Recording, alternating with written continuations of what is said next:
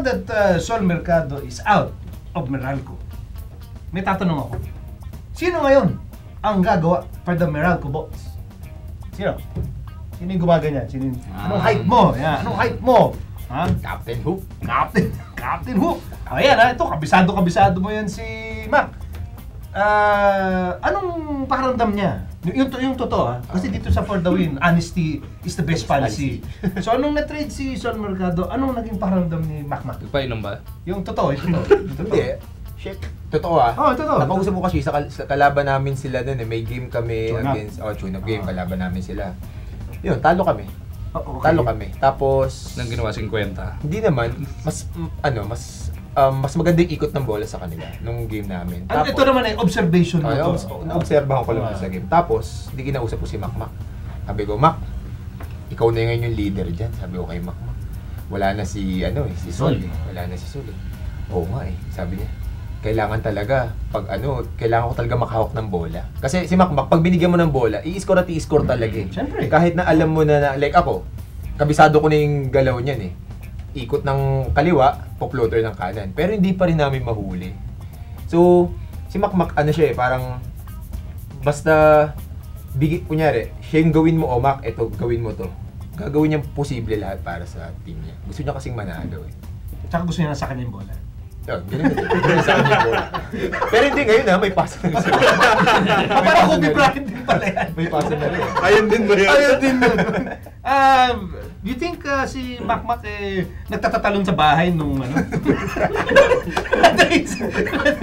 Siyempre, sa harap na yung batao, di niya gagawin yun, di ba? Pero pag uwi, siguro pagka parada pala ng auto, Pusun ko pa ere eh. Yes! Hindi ko pa napansin, may bukol si Mac.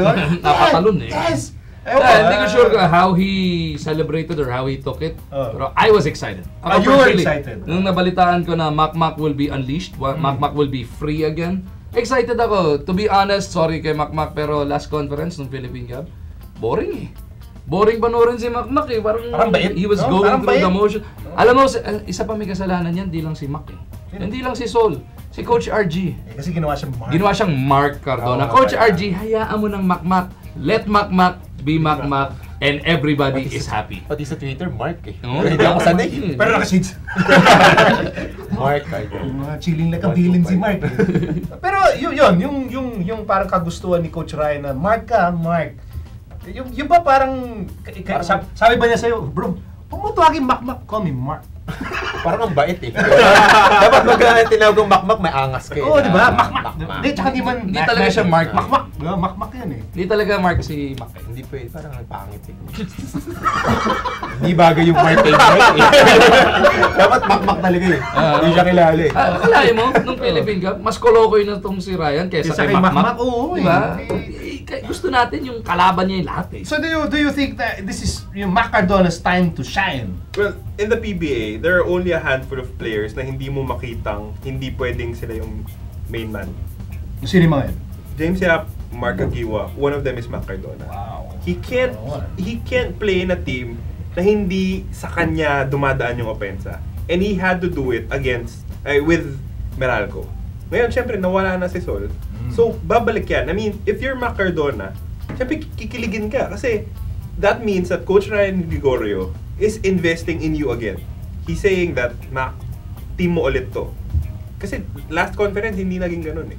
Ang tanong naman doon, yung pressure ngayon. Pero si Mac, kilala natin. Sanay na yun. Ikaw, kilala mo na. Pinagkatiwalaan ka, sa'yo ngayon yung team. Ilang taon na si Mac, siguro for the foreseeable future, dahil nga tinrade si Sol, sa'yo yung team. Ano yun? Will he thrive in it? Or? Yun nga yung sinabi niya eh. Habang nasa court kami, pre, tinrade si Sol dito para sa akin. So, kailangan ko magpakita ngayon. Diba? Kailangan ko magpakita ngayon. Trabaho At least naintindihan niya na... At least nakapag-usap kayo habang naglalaro. Haba ng kwentuhan. Marami ba yun? Akala mo lang nag-crash talk sila. Hindi. Nagkikwentuhan yun habang tumatakbo. Ano ba? Gano'ng intense ba yung tune-up game? Nakapag small talk. Di ba ganun lang pagpababalan? Hindi, parang haba eh. Alam mo. But, okay. So, we already know na si Mac sanay sa pressure. Sanay na siya ang center of the universe. In fact, ganun nga gusto niya eh. Siya ang the universe revolves around me. Pero hindi kaya nabawasan yung confidence niya dahil nga, alam mo, parang naging, alam mo yung yung buong buhay, lead vocal ka ng banda, bigla lang naging backup singer ka. Parang hirap nun, di ba? So now, hindi kaya nabawasan yung confidence niya nung Philippine Cup dahil hindi siya yung go-to guy. O, imposible. Imposible.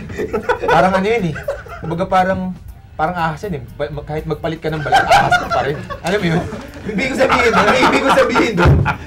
sabihin doon, pag scorer ka na dati, kahit na bumaba ka, scorer ka pa rin pag binalik sa'yo. Ganun ginawa mo, mamba naman kasi.